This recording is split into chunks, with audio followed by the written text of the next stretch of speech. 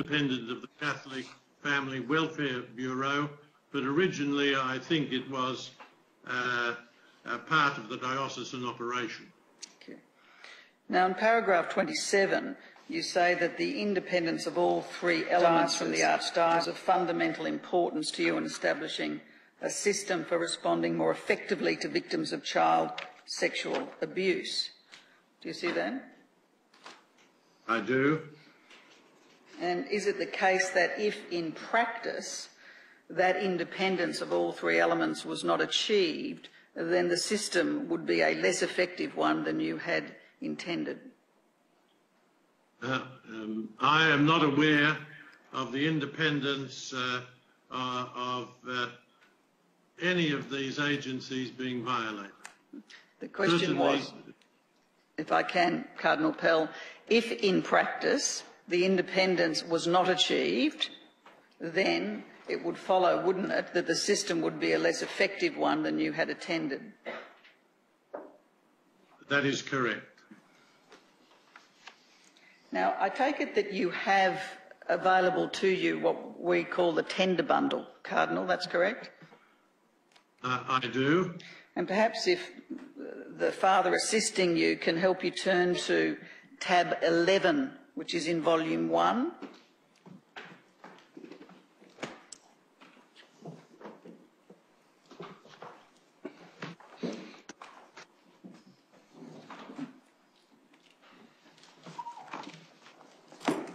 Yeah, I have it. That document is headed Appointment of Independent Commissioner to Inquire into Sexual Abuse. That is correct. And you were involved in settling the appointment and the terms of the appointment of the Independent Commissioner? I was. Can I ask you to turn to paragraph 2, Roman numeral 1, which appears on page 5 of that document?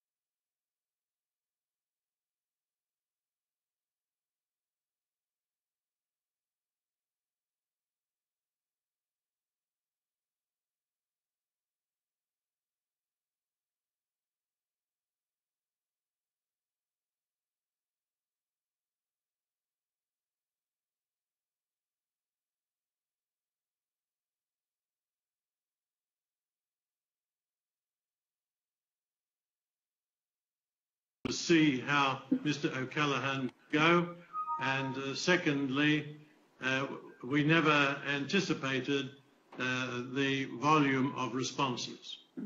That would go on for years. Was there any work that you did or you instructed to be done to come to a view as to how many complaints there may be out there who wish to come forward to the Independent Commissioner? I was aware that there were dozens of complaints that Monsignor Cudmore was dealing with in I think, an effective way under great pressure.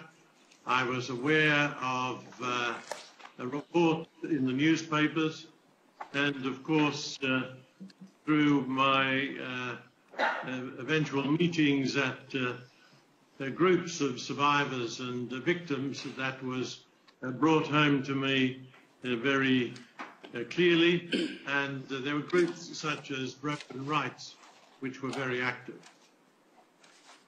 And the presence of those groups and the material they disseminated gave you some indication as to the number of people that might be interested in participating in the Melbourne response?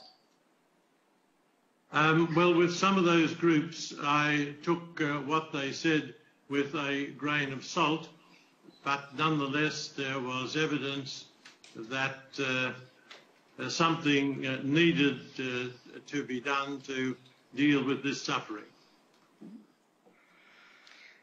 Now, can I ask you then to turn to tab 13 of the same volume that's in front of you?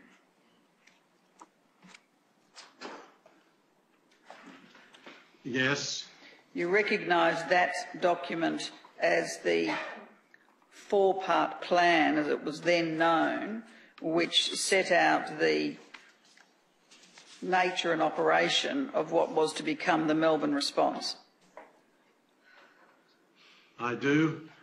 And this is the final version of which there had been a deal of earlier drafts. That's correct? Yes, there had been 7 drafts, I believe, to my recollection, and yes, this is the final version. Thank you. Now, can I turn your attention to paragraph 4.3, which appears on page 5.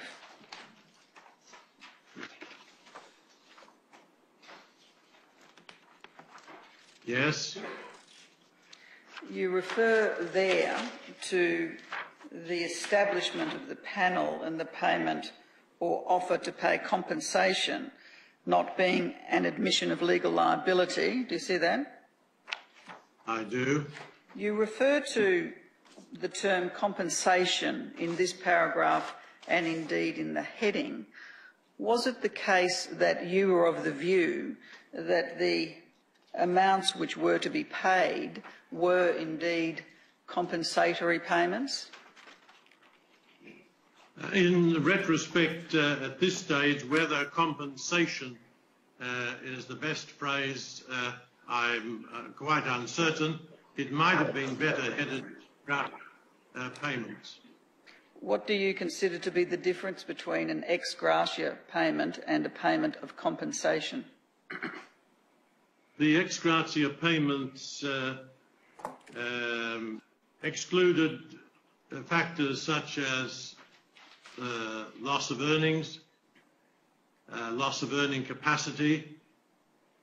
Often in compensation, there is an adversarial approach so that the facts are tested, so that the degree of culpability of the offences is estimated against other factors, and in the ex gratia payments, what was considered was the physical, mental and spiritual suffering, not the other factors that I have mentioned. Is it the case then, when you use the term compensation in this first public document indicating the nature and components of the scheme, you were intending that the scheme would indeed compensate people in terms not just of physical, mental and spiritual suffering, but also actual losses they had occasioned as a result of the abuse? No, I don't think that would have been my understanding at all, because the cap was put at 50,000, and in some cases the loss of earnings might have been more than that. Now, continuing down this paragraph, the second last sentence states that you, as Archbishop at the time, recognised that there is a strong opposition from some quarters to the making of any compensation payments. What quarters were you... I'm sorry, Cardinal, there's a slight lag. You were accepting that what I read out is accurate from the document. That's right? I am. What were the quarters from which there was strong opposition? Some people in the church felt that they personally had not been involved, and therefore their money should not be used to help the victims, that the money should be taken from the perpetrators. Are you referring to parishioners of the church or officials or office holders within the church? No, I was referring primarily to parishioners. How did that information come to your attention? I just can't recall whether there were letters, but certainly that point has been made to me and was made to me, not over regularly, but certainly was made at different times. How did you take into account that strong opposition in determining the components of the Melbourne response? I think you can say I ignored it. Well, if we then turn to the next sentence, the compensation scheme takes these factors into account. Do you see that? I do. And those factors included that the Archdiocese and the Church and you did not accept any legal obligation. That's right? That is correct, for the ex gratia payment. And it also takes into account, doesn't it, the strong opposition from some quarters to the making of any payments? It certainly takes it into account to the extent that it was considered and rejected. Now, you then say that the scheme strived to achieve a fair and reasonable compromise. Can you tell the Royal Commission what aspects were compromised in the construction of the Melbourne response? Yes, in the Melbourne response, there was nothing adversarial. There was, because of that, it was easier and quicker for the victims to obtain this help.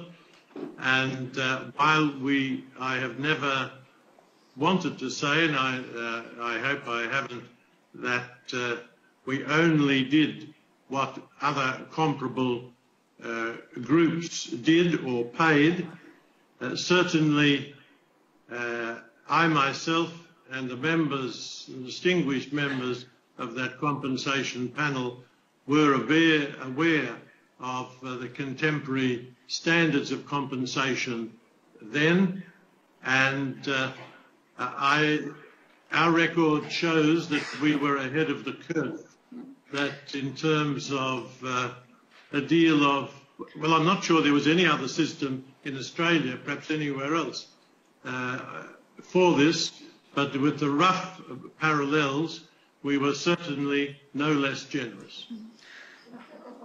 You suggest in that last sentence, Cardinal, that a compromise was achieved.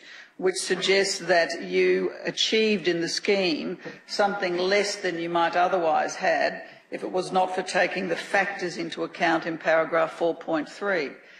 So I ask you again, what was it that you compromised in the scheme that ultimately was introduced? What did you not do that you would otherwise have done without the compromise? Well, one factor in the compromise was that before 96 there had been no settlements whatsoever. The compromise was that it was felt that if there's no adversarial action, that at the compensation hearing the facts are not disputed. What is not disputed is the percentage of causality of the sufferings. These were taken into account in estimating the amount to be paid. I must say, not being a lawyer, I was not closely involved in these, in the setting up of these, but I was satisfied at that time with the end result. Was the compromise that the cap that was arrived at was significantly less than many people would achieve during a common law claim, and was that compromise reached because of the acceptance by you, the Archdiocese and the Church, that there was no legal obligation? Another factor, possibly more important, is that many of the people we helped through the compensation panel would have received nothing or very little after going through the courts. Some certainly would have received more, and they were free to choose whether they entered into our compensation system, knowing there was a 50,000 cap, or went through the courts. How did you take into account, Cardinal, that you believed there was no legal obligation to make payments in devising the Melbourne response? We did not admit that there was a legal obligation, but that in practice, in the compensation panel, we fully accepted our moral responsibility towards those who had suffered. Did you take it into account by reducing the amount that you would impose as a cap on the scheme? Now, I was not involved in these discussions. I've attempted to explain the extent to which I participated and understood them. I was satisfied enough at the time. Cardinal, you said you accepted a moral responsibility for those who had suffered. What was the foundation for that acceptance of a moral responsibility? The establishment of the facts by the independent commissioner. No, I'm looking for something different. Why was it that you accepted that there was a moral responsibility?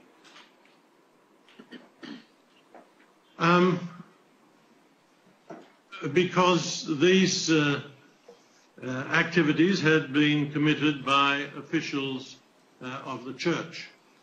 It was not a legal conclusion. There was no decision that if the legal way of dealing things was followed, that we would abandon our common law rights. But it was felt that this compensation panel is only one arm of the approach. Was an attempt to lessen suffering and to help these people, and to do it quickly rather than have it drag on forever. Or not forever, for a long time. Cardinal, can I draw your attention to paragraph 4.6, which appears on page 6 of this document? Yes.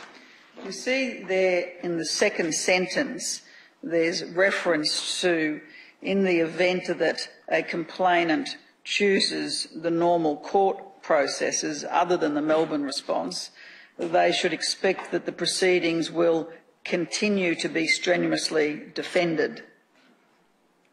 Now, was that a view that you held in 1996, that any complainant who took civil action against the Church could expect that action to be strenuously defended? I believe that word strenuously was no longer used after 2002 in Melbourne. It's an unfortunate phrase, but I believe that some phrase would need to be there in a non-offensive way, stating that if the matters were taken to court, the Church would certainly consider using the defences available to every citizen and organisation in Australia. And in fairness to those contemplating that action, I think that would necessarily be included, but in a less confrontational phraseology. By referring to the fact that the Archdiocese would defend all proceedings, that would satisfy what you've indicated, that is, telling them that they will take the defences available. Wouldn't that be the case? You would have to ask a lawyer. I suppose it would. The addition of the word strenuous could be seen to be superfluous. Cardinal, do you have a view on that?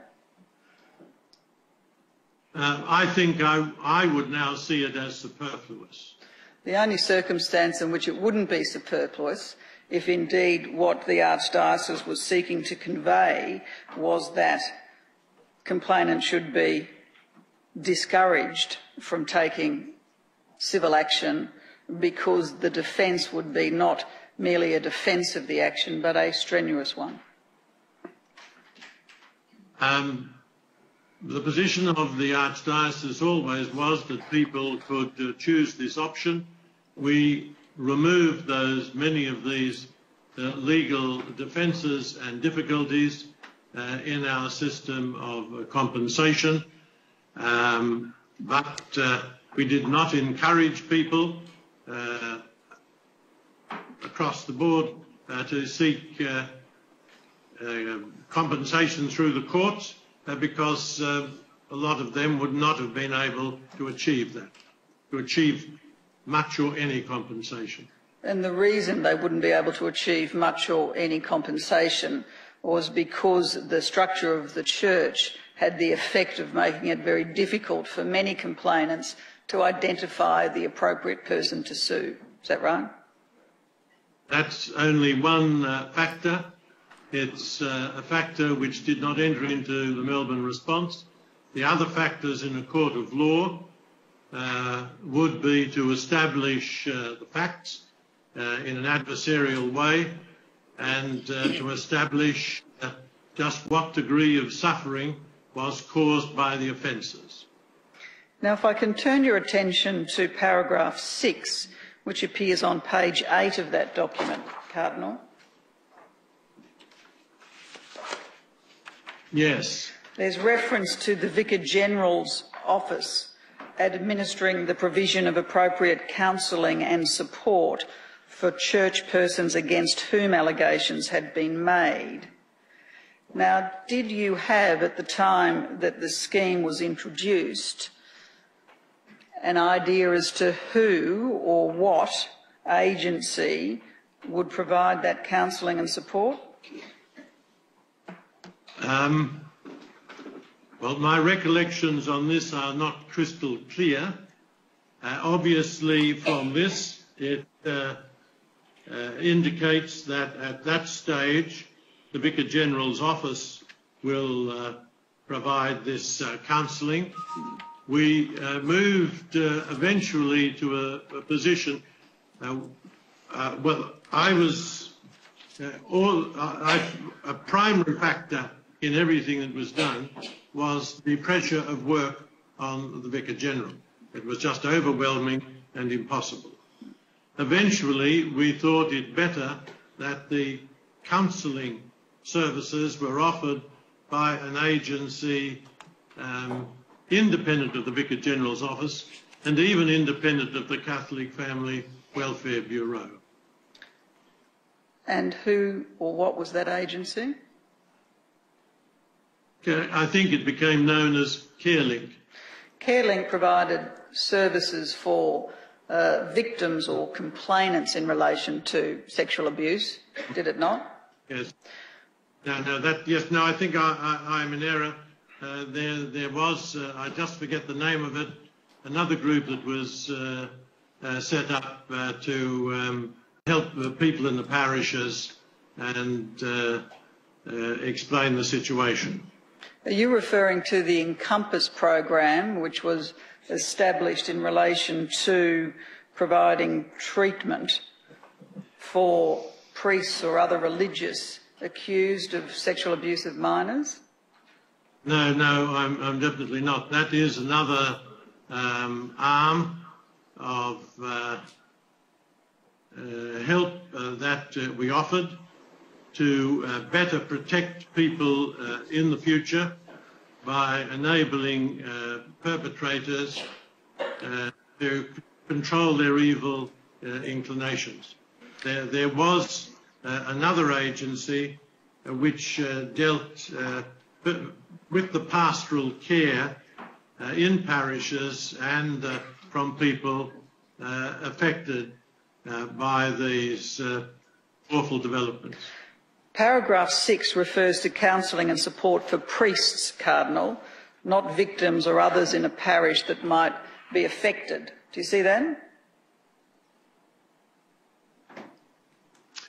Yes, I didn't read that clearly enough. Yes, that is the Encompass, the support for priests.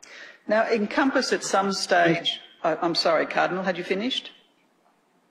No, it was just I was confused there with the counselling and support for parishioners. At some stage, Encompass had as a senior official Professor Ball, is that right? I believe that is correct, that for some time he was. Now, Professor Ball was also the person named in this document as providing support services for victims of accused church persons within the Archdiocese, wasn't he? He was responsible for the oversight and organisation and monitoring of that. So is it the case at this stage that in your contemplation Professor Ball would provide both counselling and support to victims or oversight of such, as well as counselling and support for church persons against whom allegations had been made? I'm not sure to what extent I was aware of that double role in precisely that way at that time. We'll come back to that, Cardinal. Can I ask you then to turn to tab 22.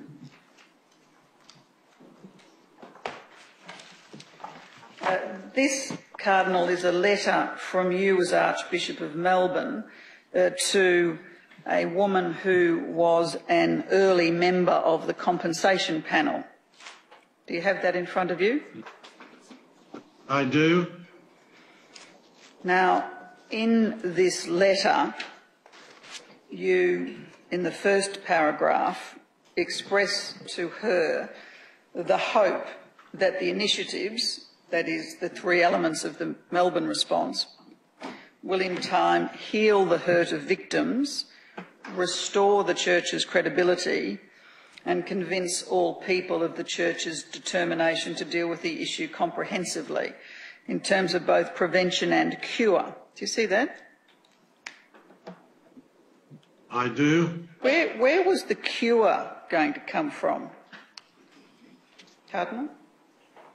Not from the compensation panel, but from the counselling services. The counselling... Which were uncapped. I'm sorry, Cardinal, I interrupted you. Which were From the uncapped.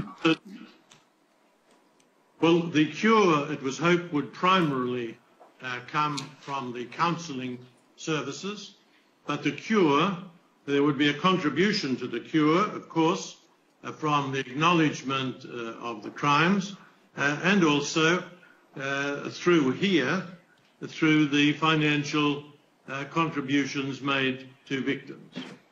So the reference to prevention is a reference to preventing sexual abuse of minors occurring into the future by Catholic clergy and other religious, that's right? Where is this reference to prevention? It's in the last line of the first paragraph.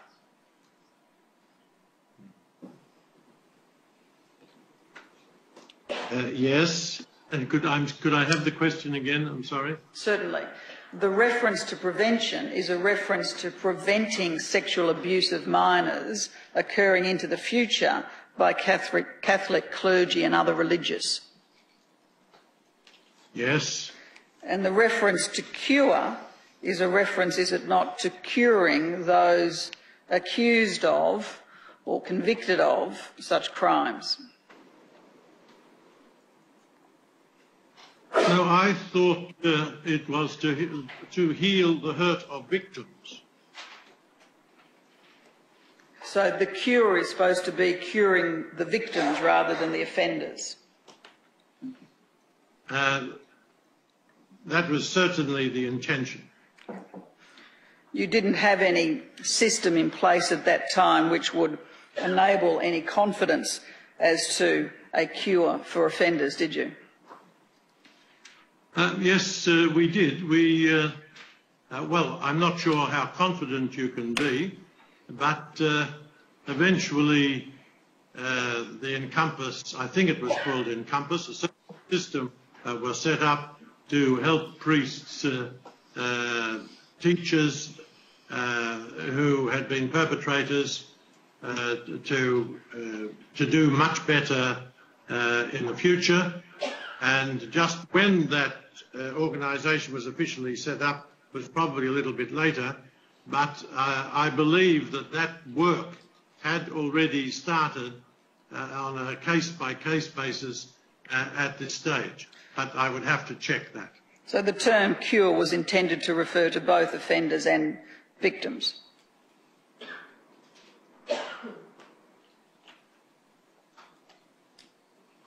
No, the cure was to refer mainly to primarily to the victim.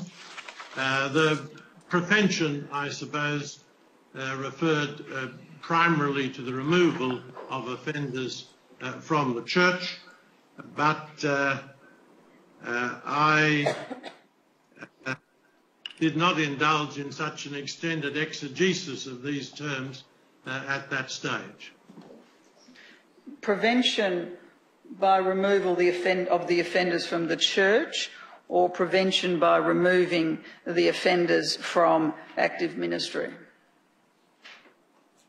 Removing them from active ministry. Because at this time... From church activities. Because at this time in 1997, the laicization of clergy was quite difficult in the absence of their consent, was it not? Almost impossible. Now, just moving down to the third paragraph, you are advising the person who is to become a member of the compensation panel that it will be through the contact of a complainant with the compensation panel that victims will be convinced either to accept the recommended settlement or press on with litigation. Do you see that? I do. Was it your intention that the compensation panel had some advocacy role in respect of its work so as to persuade victims to accept the ex gratia payment rather than take their complaints to the civil courts?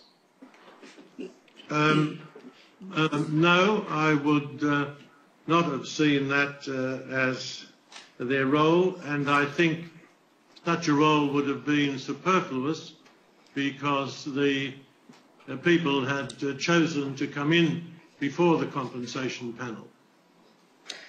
And it was only if they signed a deed of release that they could not afterwards take any civil action. Isn't that right? Only if they signed the release, I'm sorry, could you repeat? It's only if they signed a deed of release as part of accepting the settlement, as referred to in this paragraph, that they could not afterwards take any civil action. That was a consequence of signing the deed of release. Just in relation to deeds of release, you refer in your statement at paragraph 89 that you don't recall any specific discussions about deeds of release during the planning of the Melbourne response, but you had a recollection in general terms that they were seen to be standard or necessary, but you can't now recall what advice you received to that effect. Now, Cardinal, the Royal Commission knows that as Archbishop of Sydney, you decided that deeds of release would no longer be required in any resolution of a victim's complaint under towards healing. And you've already given evidence to that effect. That right. Is correct. What caused you, in your role as Archbishop of Sydney and in following towards healing, to not require deeds when in 1996 you had required deeds as part of the Melbourne response? The first part of the situation was, to the extent that I understood it, I thought it was a normal part of the procedure. Secondly, one consideration myself in the removal of the deeds, the deed of release, was I couldn't imagine myself, at any rate, as a church authority, pursuing somebody who, or objecting forcefully if somebody did not respect the terms of the deed of release. I can see that some clarification might be useful, and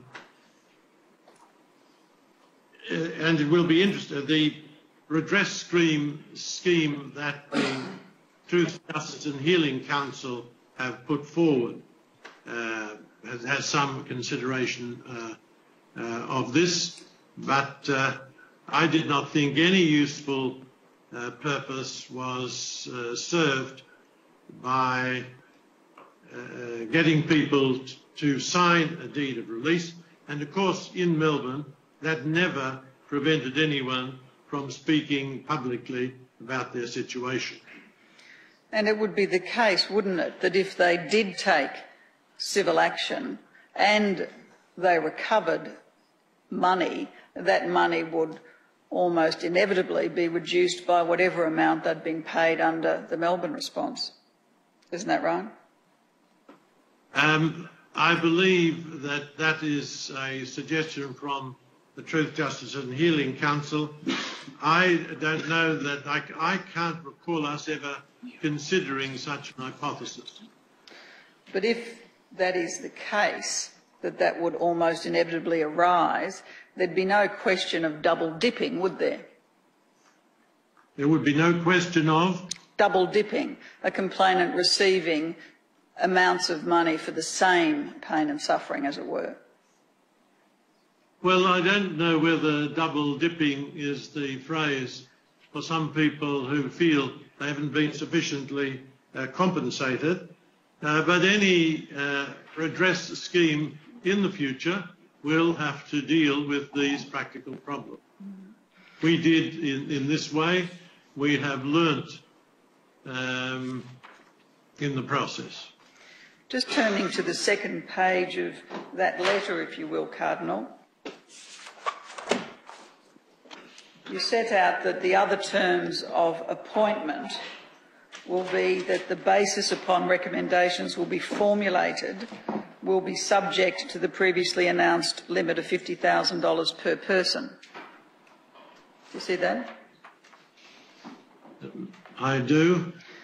What was your view when you were developing with your advisors the Melbourne response as to whether there should be a cap, leaving aside the amount of it for the moment?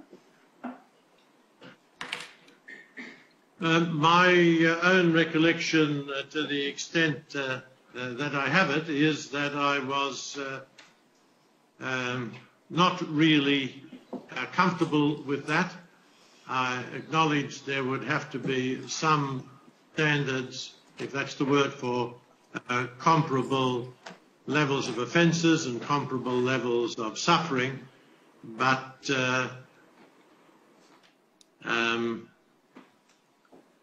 one point I might make here to help understand this position of mine, money was never my primary concern.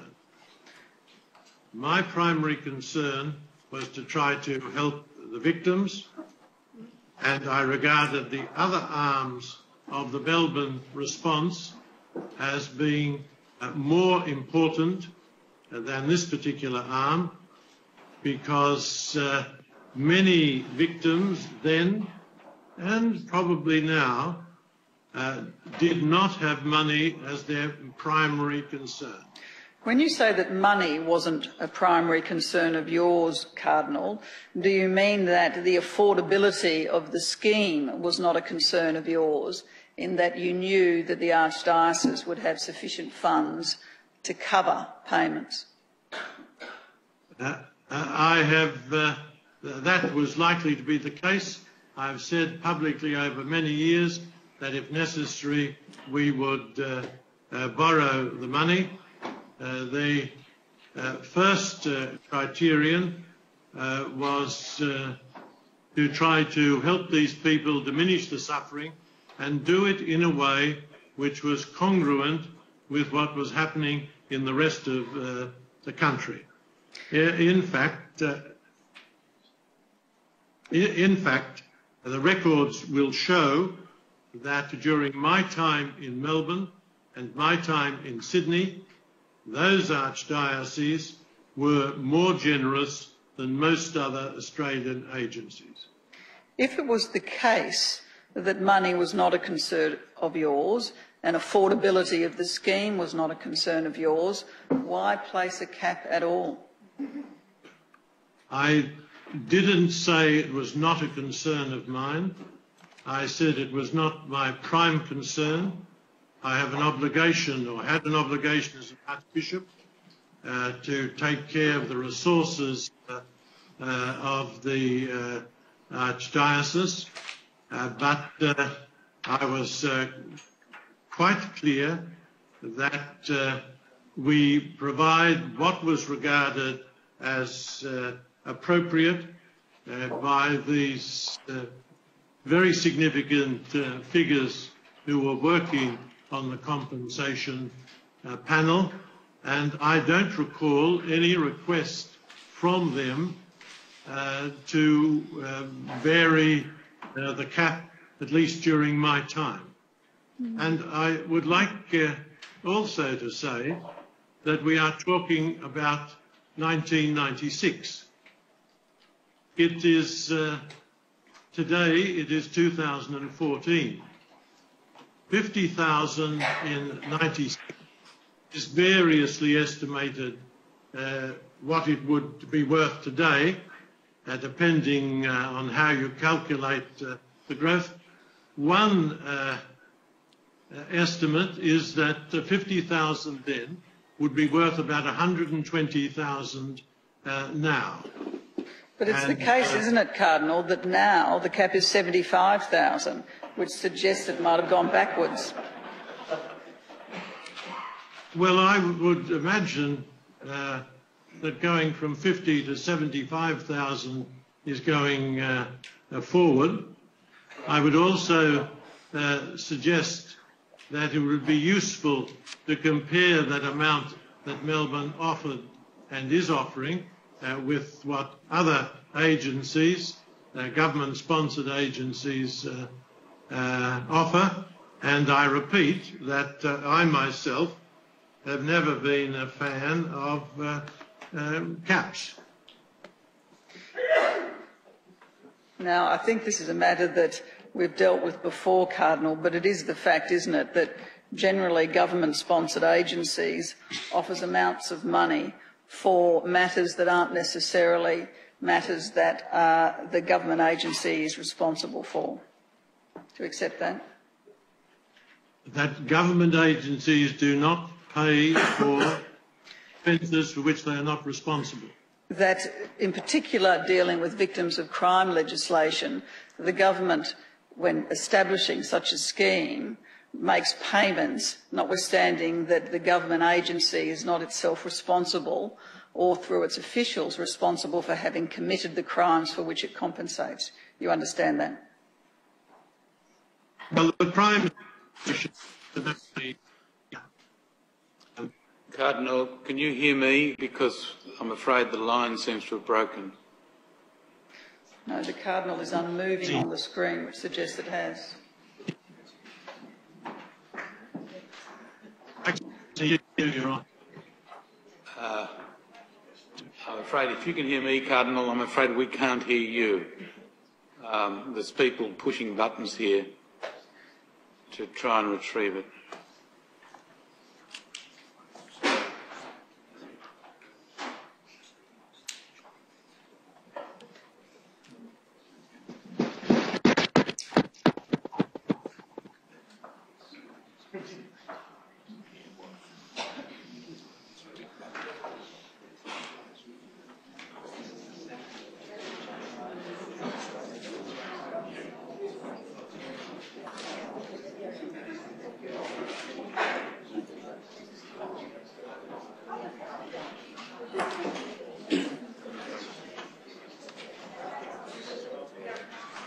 So what do we do about that?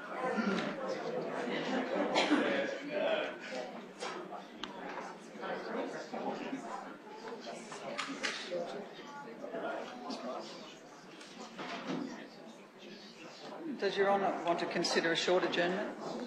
No, it's coming. Thank you.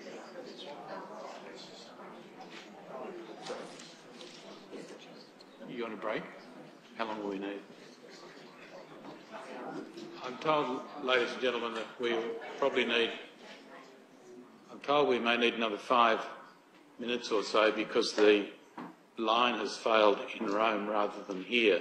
So I think we'll adjourn for 5 minutes or so and then come back when the line's re-established.